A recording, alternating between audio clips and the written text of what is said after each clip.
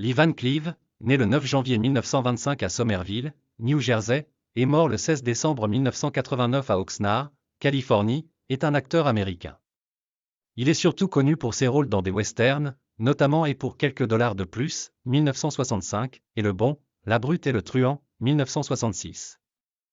Parmi ses autres films notables, on peut citer Colorado, 1966, la trilogie Sabata, Le Dernier Jour de la Colère, 1967, Captain Apache, 1971, Le Grand Duel, 1972, et New York 1997, 1981.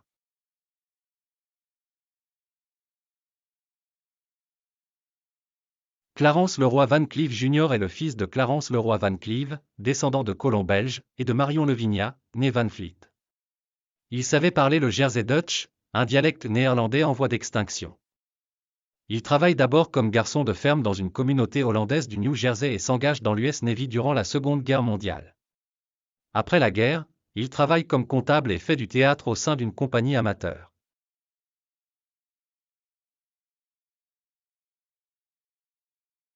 Lee Van Cleef parvient à intégrer la troupe professionnelle de Joshua Logan et est repéré pour son physique particulier par le producteur Stanley Kramer, qui lui propose le rôle d'un tueur dans le film Le train sifflera 3 fois, 1952.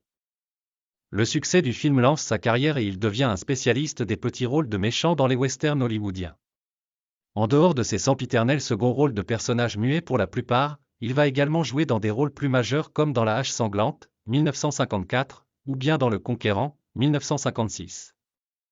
Cependant sa carrière commence sérieusement à décliner à la fin des années 1950, et ses penchants alcooliques n'arrangent pas les choses. Il est sauvé par les séries de western pour la télévision qui rencontrent bientôt un succès grandissant, Zorro, L'homme à la carabine, Au nom de la loi, Bonanza, etc.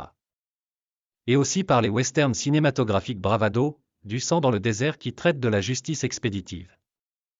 Dans le premier film il interprète un hors-la-loi complexe, jugé et condamné à mort pour braquage de banque et complicité de meurtre, et comme fugitif, faussement accusé de viol et d'assassinat par un vengeur aveugle qui fait les questions et les réponses. Lee Van Cleef, agenouillé et suppliant avant de mourir, donne la réplique à Gregory Peck, ce dont le héros, Jim Douglas se souviendra avec remords, lorsqu'il s'apercevra de sa terrible méprise. Dans le second western, il incarne un dangereux hors-la-loi, que son métissage dans une société rongée par le fléau du racisme, expose à un risque particulier de lynchage. Lui et son frère complice sont protégés par un jeune shérif, interprété par Anthony Perkins, qui affrontera en duel le chef des lyncheurs.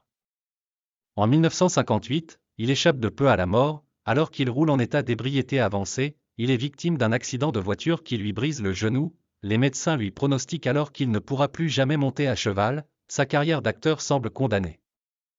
Après sa rééducation, il se met à la peinture figurative et à la décoration d'intérieur.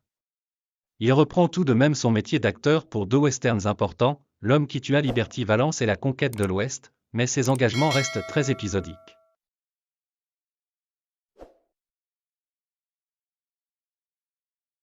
En 1966, Sergio Leone, un des fondateurs du western spaghetti, vient de triompher avec son premier western pour une poignée de dollars. Pour son prochain western, il cherche d'urgence un remplaçant à Lee Marvin pour un des rôles principaux, et choisit d'instinct Lee Van Cleef simplement en consultant l'Academy Players, le catalogue de photos de tous les comédiens américains.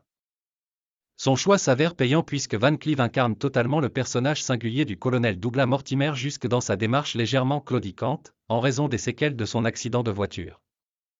Au succès de Et pour quelques dollars de plus succède en 1968 le triomphe du 3e volet Le Bon, La Brute et le Truand dans lequel Van Cleef joue le rôle de la Brute avec un tel brio que le monde entier va bientôt identifier le comédien à ce seul personnage maléfique.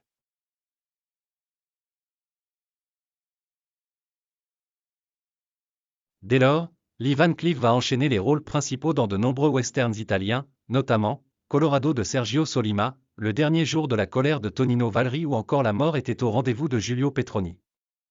Aux États-Unis, en 1970, Gordon Douglas lui donne la vedette dans le film Barquero où il s'oppose à Warren Oates.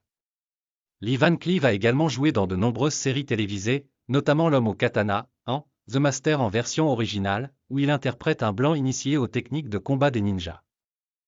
La série a été découverte en France sur M6 en 1987 et ne compte que 13 épisodes. Il incarne aussi un bandit dans l'épisode 1 de la 2e saison de Zorro et un déserteur dans la saison 1 de Rin Tin Tin.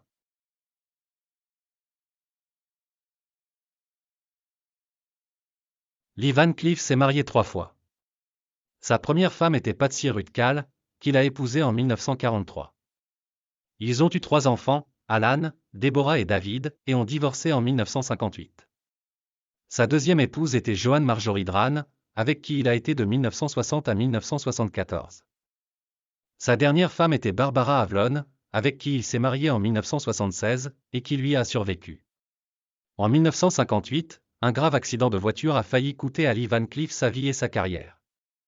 Il a été gravement blessé au genou, et les médecins lui avaient dit qu'il ne monterait plus jamais à cheval. Son rétablissement a été long et difficile et a interrompu sa carrière pendant un certain temps. Cette blessure lui a aussi causé une grande douleur tout au long de sa vie. Il a ensuite lancé une entreprise de décoration d'intérieur avec sa seconde épouse Joan, tout en continuant à peindre, principalement la mer et des paysages. Lee Van Cleef a perdu la dernière phalange du majeur de sa main droite alors qu'il bricolait une chambre de jeu pour sa fille, ce que l'on peut voir dans la scène finale du Bon, la Brute et le Truand. Il meurt d'une crise cardiaque le 16 décembre 1989 à l'âge de 64 ans à Oxnard en Californie quelques mois après Sergio Leone, l'un de ses principaux metteurs en scène Pygmalion. Il est inhumé au cimetière du Forest Lawn Memorial Park des collines d'Hollywood à Los Angeles.